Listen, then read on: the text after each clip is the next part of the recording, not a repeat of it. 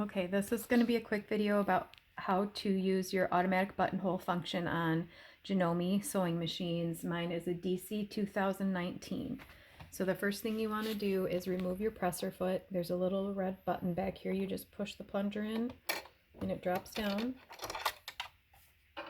And then you want to get your buttonhole attachment. You're going to put it on. You're going to line up this little bar with the little receiver. There's a little slot there. You slide that in, make sure your thread is out of the way. You line your bar up. When you get it in place, push your red button again and push up on the buttonhole foot. And when it clicks in, then you know it's in there good. Then you're going to select your button size, and you're going to, there's a little tray back here, you're going to put your button in there, and it's adjustable, so you can use a big button, you can use a small button. You just tighten that up so it's snug in there. That's going to tell your machine how long to make your buttonhole. You've got two arms under here. One is white and one is black. You want to pull the black one down, and it's going to rest between these two brackets right up against this front one.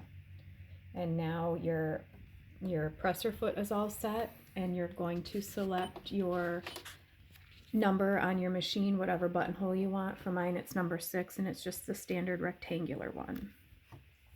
Then when you have your fabric, you're going to make a mark where you want to start your buttonhole. I use a pin. You can use a fabric marker or whatever you want. You're going to line up the mark that you've made with the front of this hole here where the needle comes down. That's exactly where your buttonhole is going to start. So line it up there, and then these little teeth here will show you where your buttonhole is going to fall on your fabric. So you can move it side to side, and then once you get it figured out where you want, you line it up. I'm going to say right about there.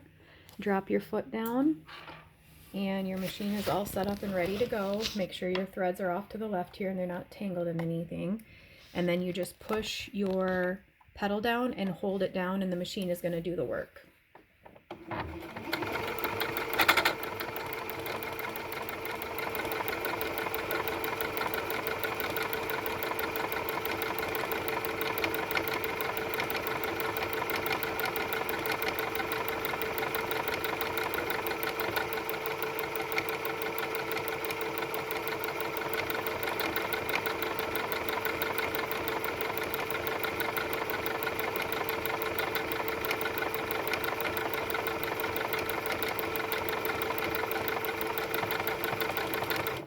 It comes to an automatic stop, and then you can take your foot off your pedal, raise your foot, cut your strings, and then I'll show you how I excuse me, cut my buttonhole open. This is really easy. Don't try to do it with scissors or you're going to end up cutting your threads.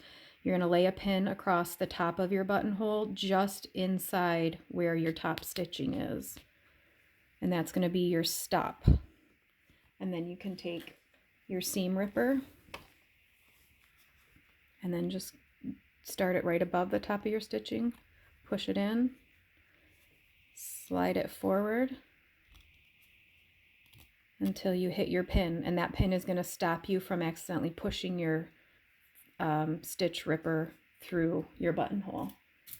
And there's your buttonhole. And the important thing to remember is when you're done with one buttonhole, you have to reset the machine. It won't do a second buttonhole for whatever reason unless you reset it. So the way I reset it is I just turn my machine off for about 30 seconds.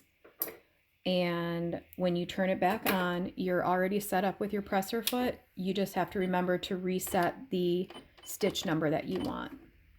And that's it.